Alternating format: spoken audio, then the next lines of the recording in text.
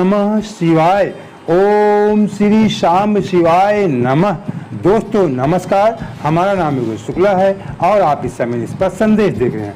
शिव पुराण की पुस्तकों को पढ़ने से पहले या सुनने से पहले शिव रूप में उनका पूजन करना चाहिए। ये बात शिव पुराण में लिखी हुई है, पिछले अध्याय में हम बता भी चुके हैं।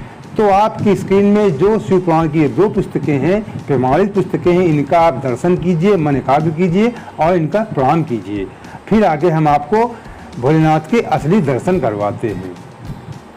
ये भगवान भोलेनाथ का असली रूप है जो शिव पुराण में लिखा हुआ है कि सदा शिव परम ब्रह्म परमात्मा इन्हें कहा गया है। तो इनके 5 मुख हैं, 5 मुख के अलग अलग कार्य हैं, शिव पुराण में बताया गया। पिछले अध्याय आप देख लेना, हमने सब बताया शिव पुराण जो लिखा हुआ है। और प्रत्येक मुख में 5 मुख, प्रत्येक मुख में इनकी 3-3 आँखें, त्रिनेत्र हैं और तमाम जिनके आभूषण होते हैं उससे लदे हुए हैं। तो चलिए अगला अध्याय शुरू करते हैं।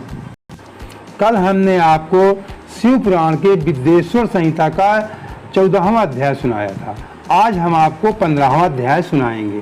कल 14वें अध्याय में थोड़ा सा आपको जानकारी दे दें कि भगवान भोलेनाथ ने वारों के बारे में सोचा। वार का मतलब दिनों के बारे में, जो सप्ताह के 7 दिन होते हैं, रविवार, सोमवार, मंगलवार, इन वारों के बारे में भगवान भोलेनाथ ने सोचा, फिर इनका निर्माण किया। और कौन सा वार किसके लिए है इसके बारे में बताया। अब किस वार का मतलब किस दिन का कौन सा ग्रह है, जैसे शुक्रवार का शुक्र ग्रह, इस तरीके मतलब कौन सा, जैसे सोमवार के चंद्र ग्रह की किस दिन किस वार का कौन सा ग्रह है और कौन सा दिन किस भगवान की पूजा पाठ की। जो आप जानते हैं वो थोड़ा गलत है, पिछला अध्याय देख लेना, बिल्कुल आपको उल्टा समझ में आएगा। तो चलिए आज शुरू करते हैं 15वां अध्याय। अथ पंचदशो अध्याय देश काल पात्र दान आदि का विचार। हाँ, थोड़ी एक जानकारी मैं आपको दे दूं, डेली देता हूँ, कोई ना कोई नए लोग जुड़ जाते हैं तो उनको जानना पूजा पाठ की पद्धति जरूरी है।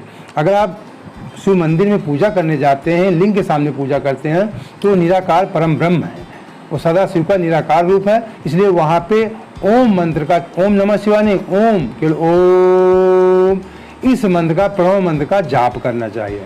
और साकार किसी भगवान भोलेनाथ की मूर्ति के सामने या फोटो के सामने आप पूजा करते हैं तो ओम नमः शिवाय का जाप करें। ये पुराण में लिखा हुआ है, पिछले अध्याय में आप देख लेना।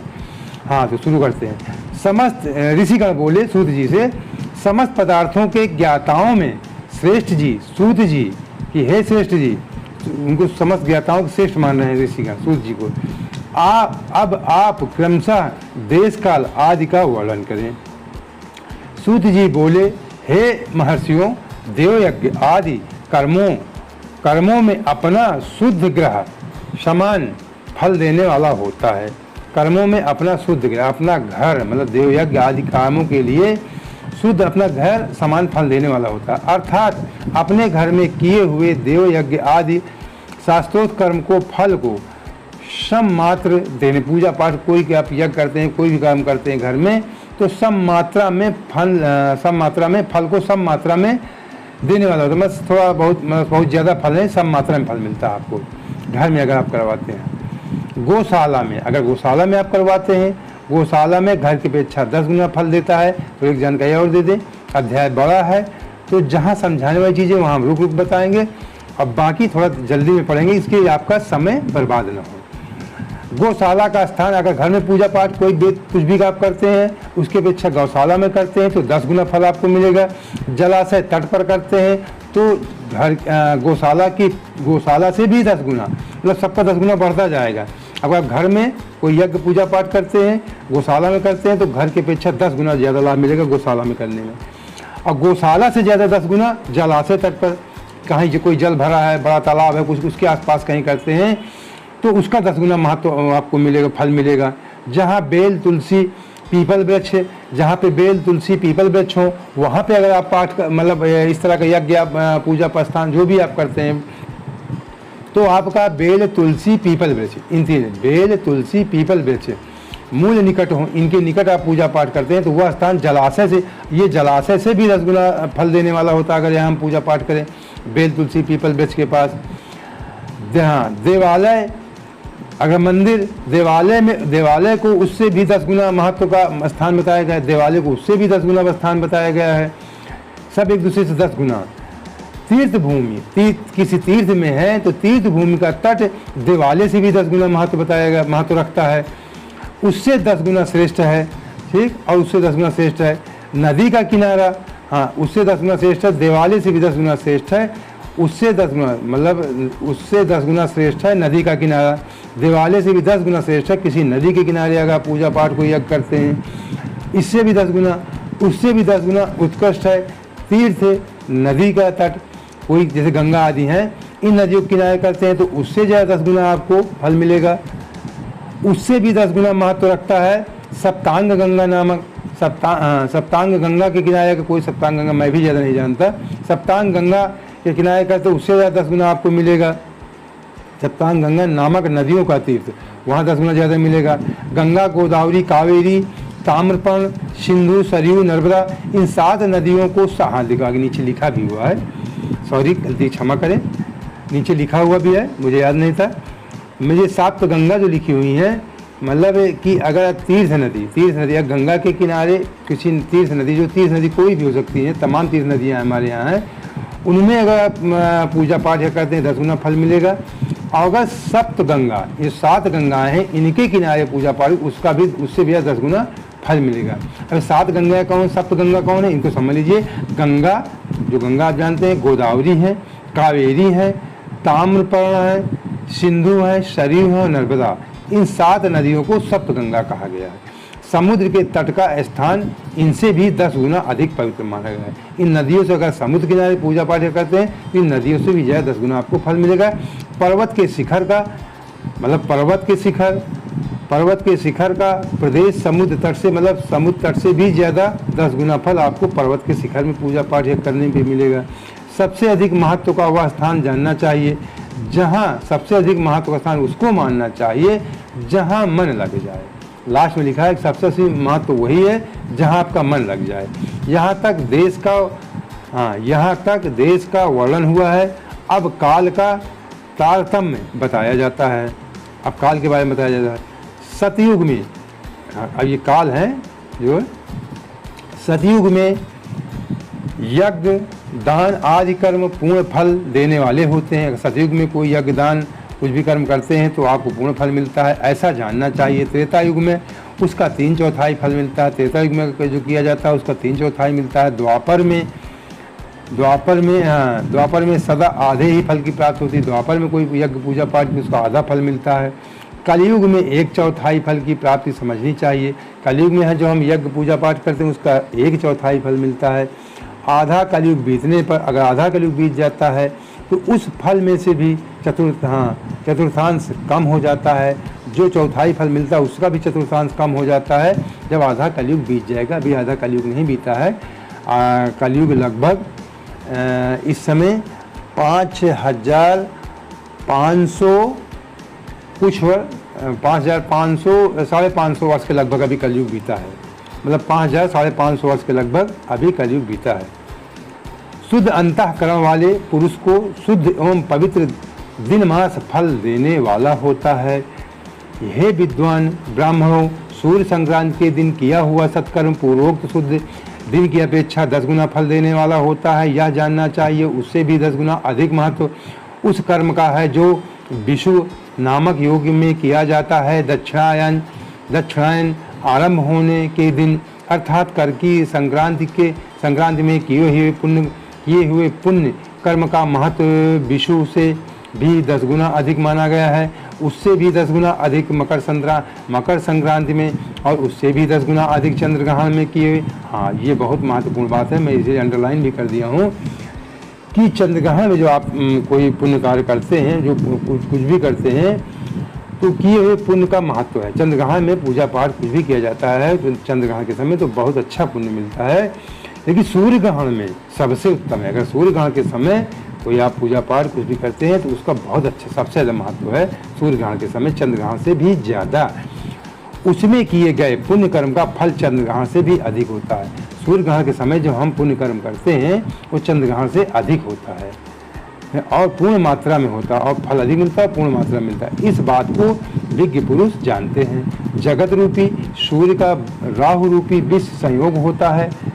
सूर्य के लिए सूर्य होता है इसलिए सूर्य ग्रहण का समय रोग प्रदान करने वाला है, मतलब सूर्य ग्रहण जो समय होता है वो रोग देता है।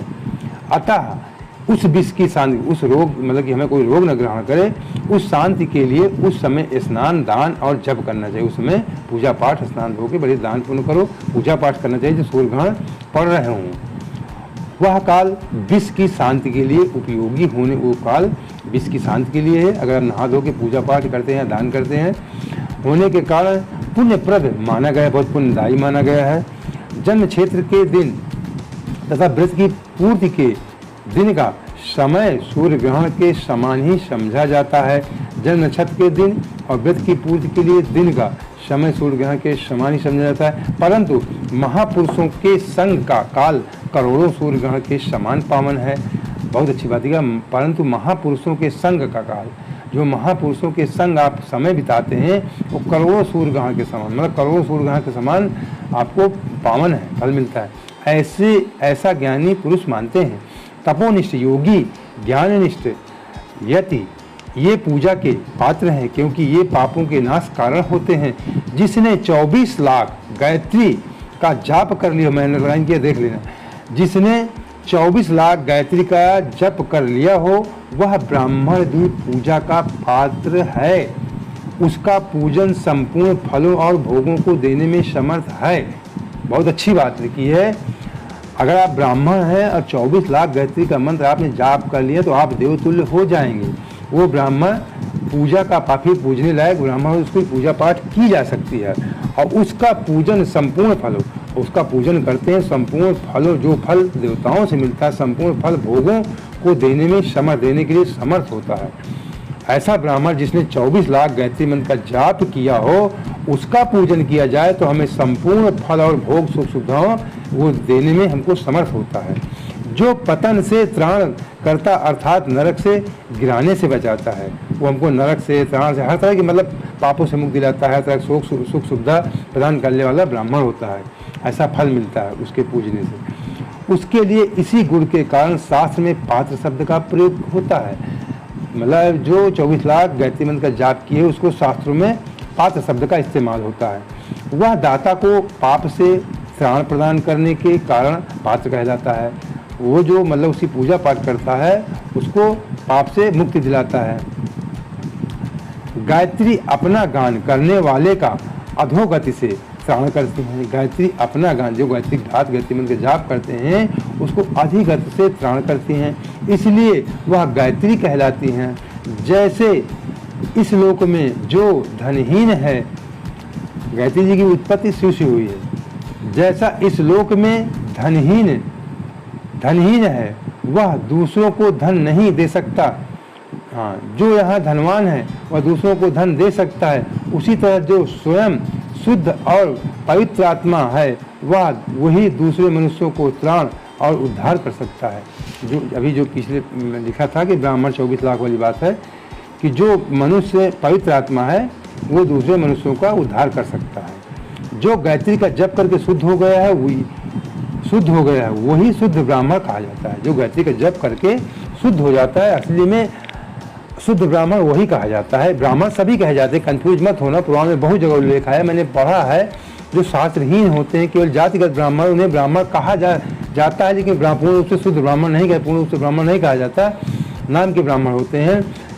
लेकिन पिछले उसमें लिखा था अध्याय में कि अगर जो 5 लाख गायत्री का जप कर लेता है गायत्री मंत्र का, वो पूर्ण ब्राह्मण कहलाता है। 24 लाख कह लोगे तो पूजने आप पूज्य योग्य हो जाएंगे।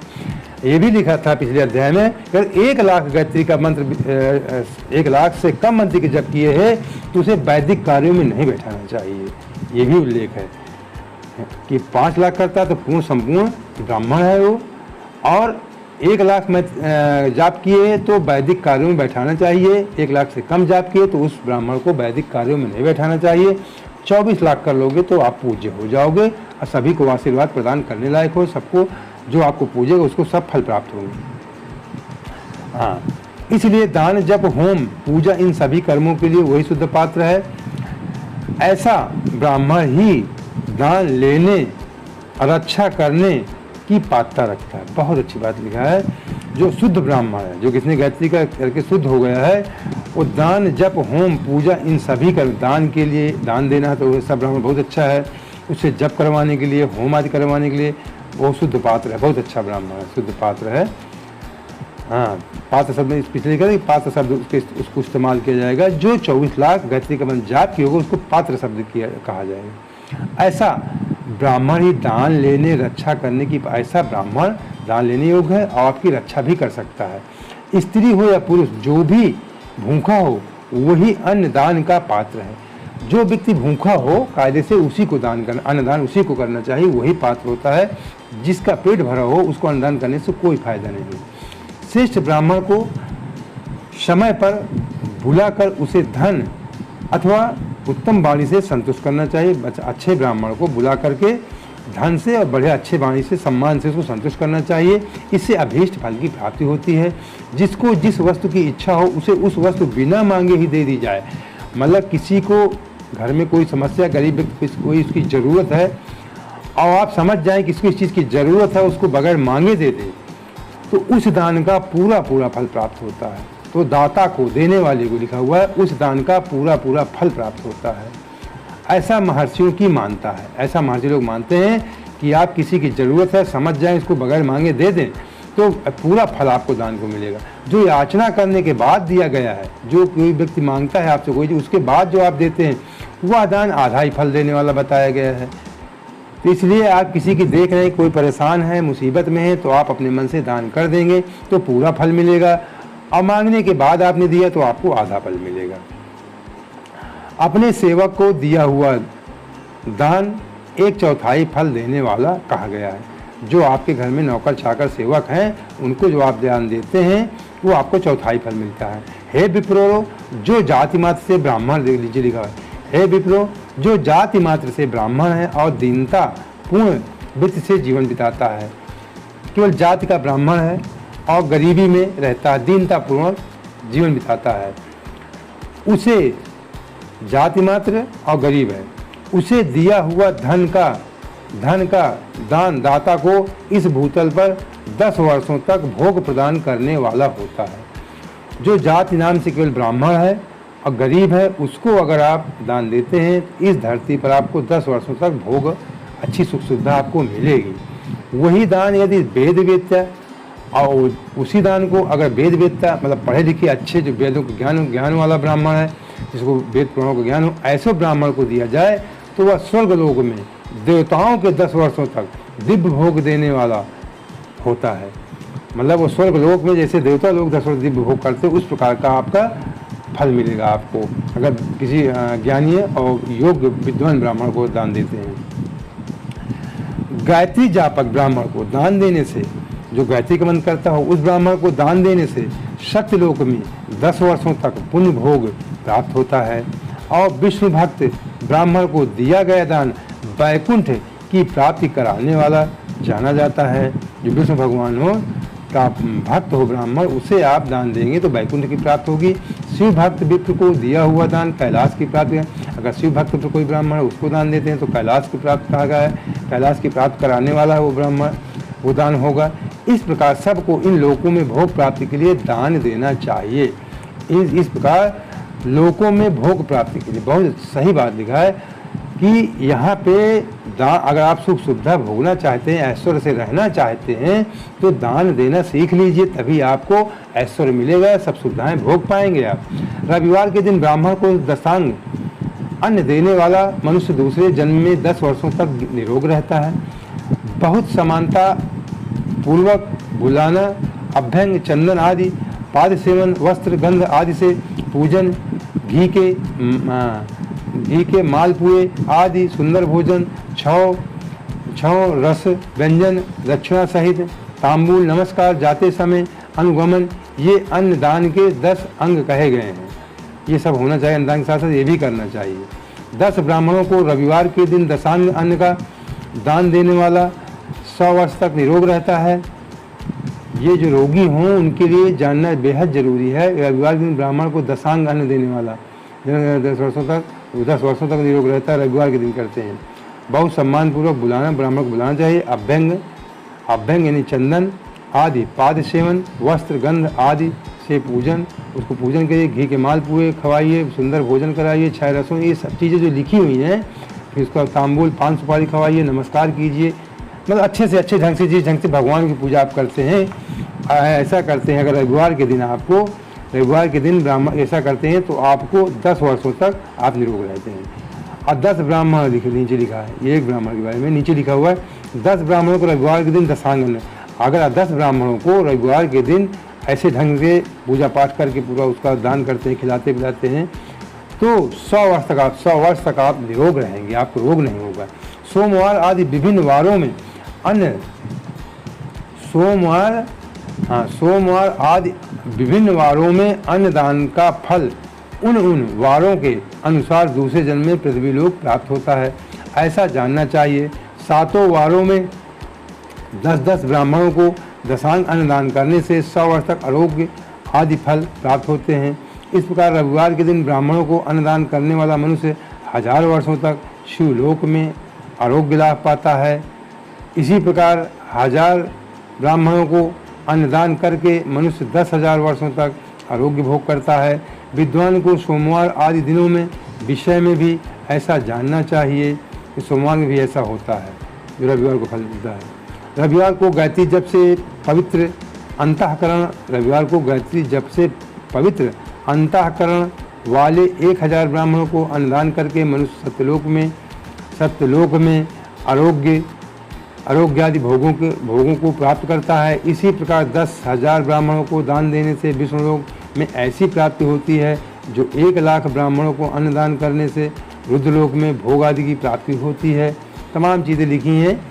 ये ऐसा कलयुग में बहुत कम होता है कि इतना कोई दान करेगा, लेकिन जो नियम है पहले लोग करते थे, राजा महाराजा लोग। 1,00,000 ब्राह्मणों के अन्नदान करने से रुद्रलोक की भोग की प्राप्त होती है। इसी प्रकार 10,000 ब्राह्मणों को दान करते हैं तो विष्णुलोक की प्राप्त होगी, ऐसी प्राप्ति होती है। और 1,00,000 ब्राह्मणों को अन्नदान करने से रुद्रलोक में भोग की प्राप्ति होती है। विद्या की कामना वाले मनुष्य को ब्रह्म बुद्धि से बालकों को दशांग अन्न का दान करना चाहिए। पुत्र की कामना वाले लोगों को विष्णु बुद्धि से युवकों को दान करना चाहिए। और ज्ञान प्राप्ति के लिए इच्छा वालों को रुद्र बुद्धि से, ये जो लिखा हुआ है विष्णु भगवान, ठीक, रुद्र माने शंकर जी, रुद्र बुद्धि से वृद्धजनों को दान देना चाहिए। इसी प्रकार बुद्धि की कामना करने वाले श्रेष्ठ मनुष्यों को सरस्वती बुद्धि से बालिकाओं को दशांग अन्न का दान करना चाहिए। सुख भोग की कामना करने वाले श्रेष्ठ जनों को लक्ष्मी बुद्धि से युवतियों को दान देना चाहिए। अगर लक्ष्मी का भोग आप करना चाहते हैं, सब लोग लक्ष्मी की समय प्राप्ति करना चाहते हैं, तो लक्ष्मी की कामना करके उनकी बुद्धि से युवतियों कुंवारियों को, मतलब युवतियों जवान लड़कियों को दान देना चाहिए। आत्मज्ञान की इच्छा वाले लोगों को पार्वती बुद्धि से वृद्धा स्त्रियों को अन्नदान करना चाहिए। अगर आत्मज्ञान प्राप्त करना चाहते हैं तो पार्वती जी का ध्यान करके किसी वृद्धा स्त्रियों, बूढ़ी स्त्रियों को अन्नदान करना चाहिए। ब्राह्मण के लिए सिल तथा उच्च वृत्ति से लाया हुआ और गुरु दक्षिणा में प्राप्त हुआ अन्न धन शुद्ध द्रव्य कहलाता है। उसका दान दाता को पूर्ण फल देने वाला बताया गया है।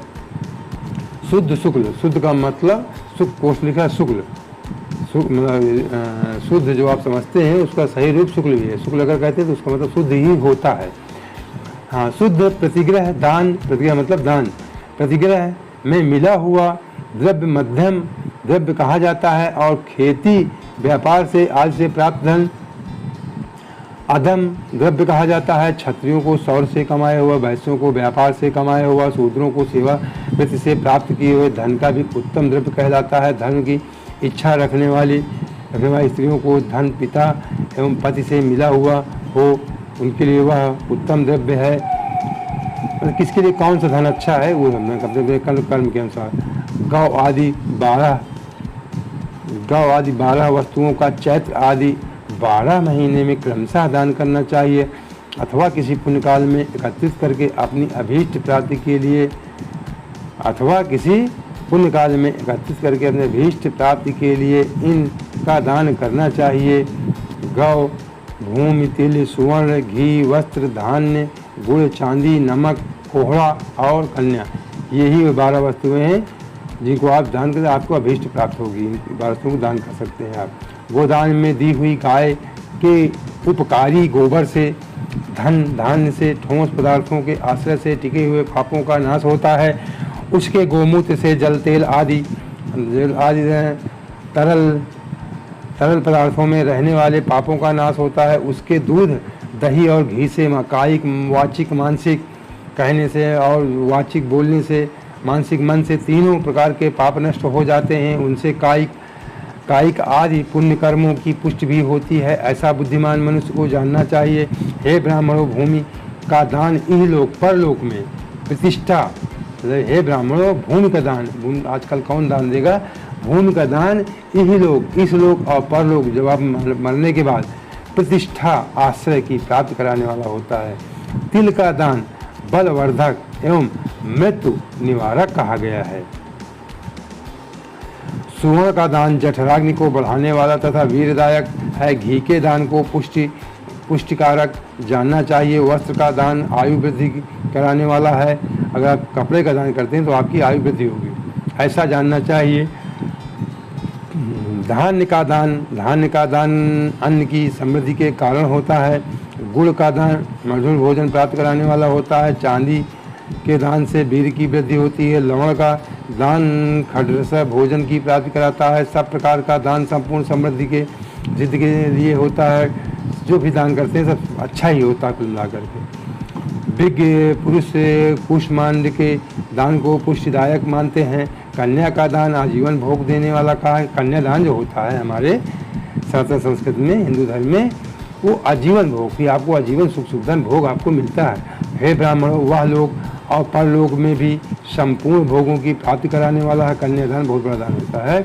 कटहल, आम, कैथ आदि वृक्षों के फल, केला आदि औषधियों के फल, जो फल लता एवं गुल्मों से उत्पन्न हुए हों, मुष्ट आवरण युक्त फल जैसे नारियल, बादाम आदि, उड़द, मूंग आदि दालें, साग, मिर्च, सरसों आदि तेल, मसाले और ऋतुओं में तैयार होने वाले फल समय समय पर बुद्धिमान व्यक्ति द्वारा दान किए जाने चाहिए। जो भी इस तरीके की चीज़ें होती हैं इनको समय समय पर दान करना चाहिए।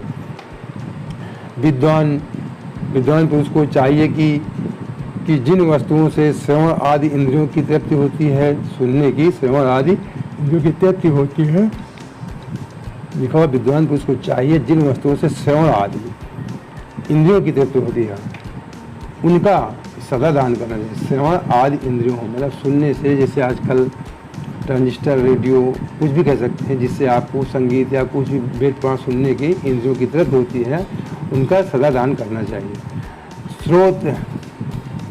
स्रोत आदि 10 इंद्रियों को जो शब्द आदि 10 विषय हैं उनका दान किया जाए तो वे भोगों की प्राप्ति कराते हैं तथा दिशा आदि इंद्रिय देवताओं से संतुष्ट कराते हैं। वेद और शास्त्र को गुरुमुख से ग्रहण करके, गुरु के मुख से ग्रहण करके, गुरु के उपदेश अथवा स्वयं ही बोध प्राप्त करने के पश्चात जो बुद्धि का यह निश्चित होता है कर्मों का फल अवश्य मिलता है। वेद और शास्त्र को गुरुमुख से मतलब कि जैसे किसी को आप गुरु मान सकते हैं कि जो आपको वेद पुराण सुनाता है, उपदेश आपको देता है, वो बोध प्राप्त करने पश्चात बुद्धि का यह निश्चय होता है और कर्मों का फल अवश्य मिलता है। इसी को उच्च कोटि की आस्तिकता कहते हैं। उच्च कोटि की आस्तिकता मतलब कि धर्मविद आपकी आस्तिकता ये है। भाई बंधु अथवा राजा के भय से जो आस्तिकता बुद्धि, इसी को उच्च कोटि की आस्तिकता कहते हैं। भाई बंधु अथवा राजा के भय से, भाई बंधु या राजा के भय से, डर से आस्तिकता बुद्धि या श्रद्धा होती है, वह कनिष्ठ श्रेणी की आस्तिकता है। किसी के डर बस अगर कोई होता है तो वो मतलब सही नहीं है आस्तिकता, वो आस्तिकता सही नहीं है। आस्तिकता किसी के प्रति, धर्म के प्रति स्वतः आनी चाहिए, डर से नहीं आनी चाहिए। जो सर्वथा दरिद्र है, जिसके पास सभी वस्तुओं का अभाव है, वह मतलब जो दरिद्र है, कोई वस्तु नहीं है, वह वाणी अथवा कर्म शरीर द्वारा यजन करे। मतलब यजन का मतलब वही उसका दान है। वो अच्छा ढंग से बोले, वाणी अपने कर्म के द्वारा लोगों को किसी सताए नहीं, अच्छी बात बोले, मीठी वाणी बोले। अगर आपके पास कोई आप सब दान देने लायक नहीं है तो कम से कम मीठा बोल सकते हैं, किसी का नुकसान नहीं कर सकते। शरीर द्वारा यजन करें, मतलब ये कार्य आप करें तो दान का फल आपको मिलेगा।